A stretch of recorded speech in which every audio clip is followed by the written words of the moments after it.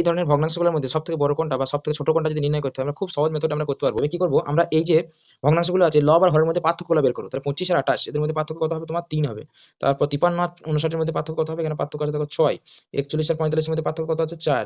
আর 93 আর 105 এর মধ্যে পার্থক্য কত আছে তোমার 12। এবার আমরা কি করব এই যে পার্থক্যগুলো পেলাম লসাগু বের করো। তাহলে দেখো 3 6 4 12 লসাগু কত হবে? লসাগু হবে তোমার 12। ঠিক আছে, লসাগু হবে 12।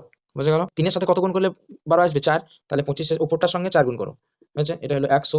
দ্বিতীয়তে দেখো 6 আছে, তাহলে 6 দিয়ে যদি 12 কে ভাগ করো কত হচ্ছে 2। 2 টা উপর গুণ করো। কত পাবো? 2 গুণিত 53, তার মানে পেলাম 106। তারপরে এখানে 4 আছে, তাহলে 4 দিয়ে 12 কে ভাগ করলে কত হবে? 3। তাহলে 3 গুণিত 41, তার মানে হচ্ছে কত দেখো 123। আর এদের কত 12 কে 12 দিয়ে ভাগ করলে একই হবে, তাহলে এদের উপরে 93 গুণিত 1, তাহলে 93। এবার এই যে কটা পেলাম এদের মধ্যে যে সবথেকে বড় 123, অর্থাৎ এই ভগ্নাংশটা হবে সবথেকে বড় ভগ্নাংশ। এটা সবথেকে বড় হচ্ছে, এটা হচ্ছে সবথেকে বড় ভগ্নাংশ।